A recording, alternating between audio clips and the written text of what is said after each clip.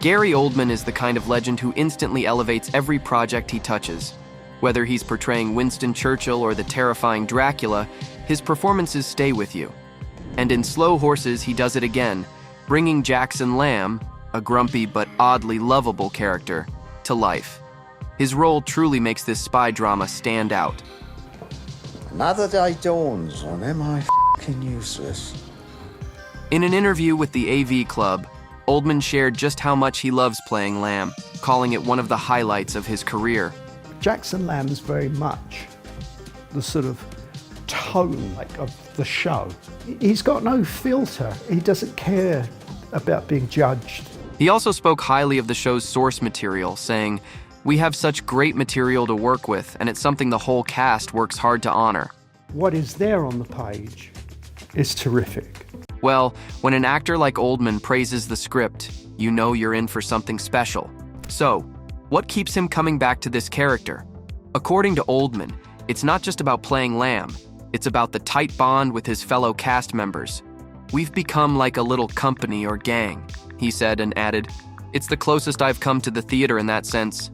I'm very fond of them. Sounds like there's some real love behind the scenes." I love coming back and working with all the people, so I'm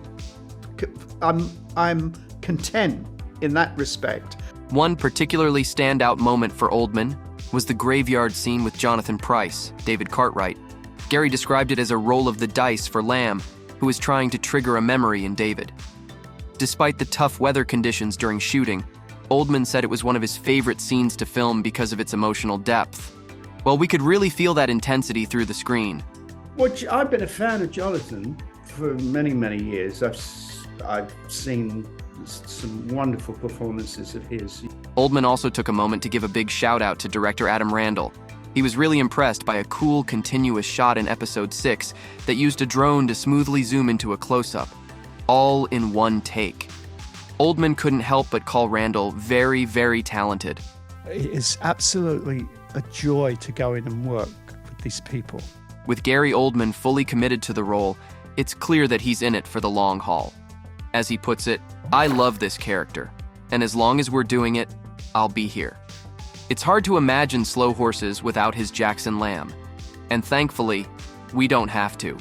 I feel very lucky. But while Gary Oldman shines in his acting choices, his love life tells a different story.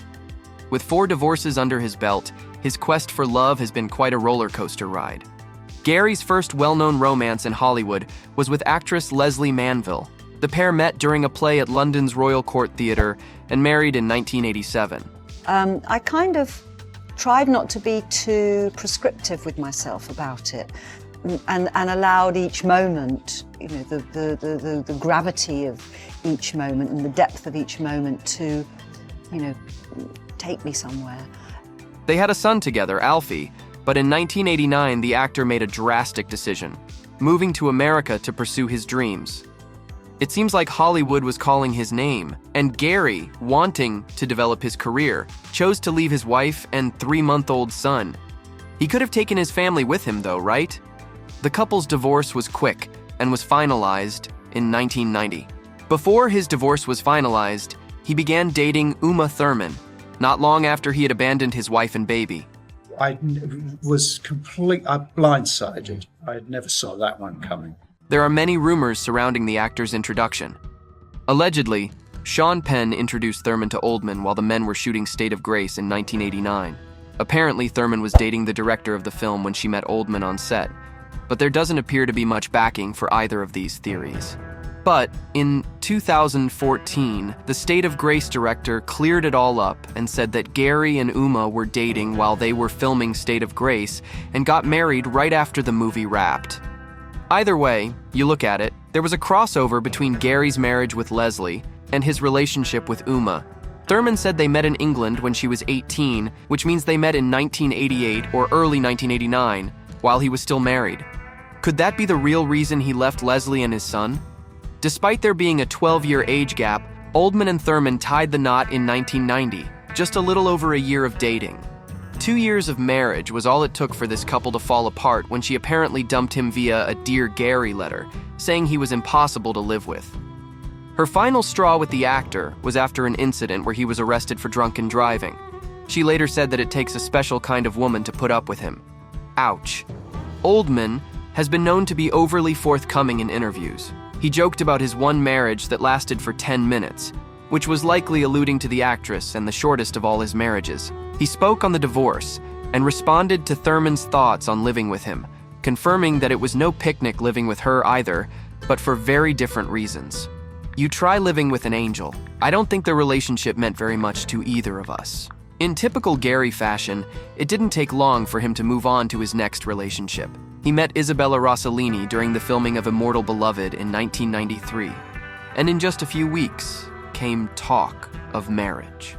By the end of that year, they were engaged. But his drinking continued to spiral out of control, and it included a 70-day bender where his tongue even turned black. Isabella gave him an ultimatum, which was either rehab or there would be no marriage. Oldman eventually managed to get sober and admitted it was one of the hardest things he had ever done, but the marriage to Isabella never happened. The pair split in 1996, but he refused to give up on love once again. During the split with Rossellini, he moved on to his third marriage and possibly his most tumultuous relationship with photographer Donia Fiorentino.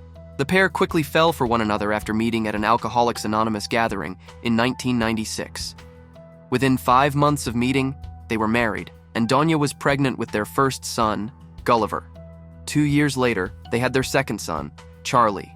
But in 2001, Gary was facing divorce number 3. Their 4-year marriage was blighted by addiction and alleged abuse. Donia claimed in legal papers at the time that Oldman hit her with a phone while she held their youngest son. She also said he blew money on hookers and drugs.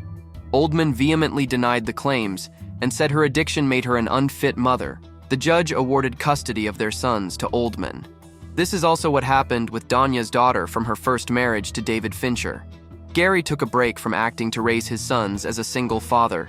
He started taking roles purely for money to support his family. It seems to be my process. I turn most roles down, and then they kind of wash back up on the shore. They go away, and then they come back. He even told his manager, "I'd like to do the least amount of work for the most money." This is how the actor came to star in Harry Potter and the Dark Knight trilogy.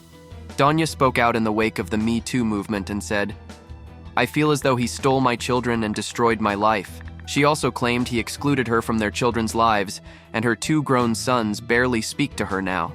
For years, he avoided serious romantic liaisons for the sake of his sons, but in 2008 came Mrs. Oldman number 4.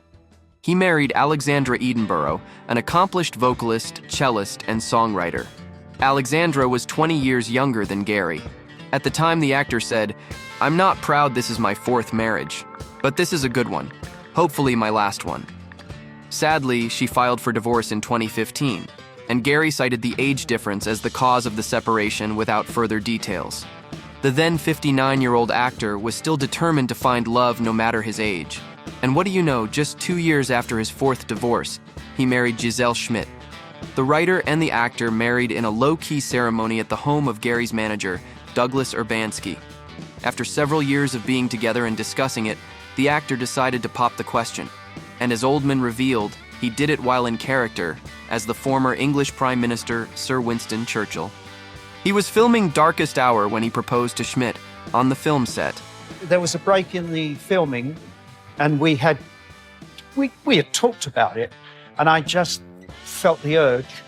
Very little is known about the life of Schmidt, who, before Oldman, was married for 20 years and had a son named William. The actor has also led his love life quite discreetly, despite various marriages and divorces. Oldman has said about Schmidt's previous marriage, "Her ex, they were together 20 years, and they have a 9-year-old son. He's a great guy. He was at our wedding. We're all very friendly. He even said, 'We should have been friends. I wasn't Mr. Right, but we're great buddies.'" The couple lives with her and Oldman's sons in Los Angeles. He now shuns the red carpet and is rarely seen at parties. Could marriage number 5 be Gary Oldman's last? It appears that he has found the one woman that he could possibly spend his life with.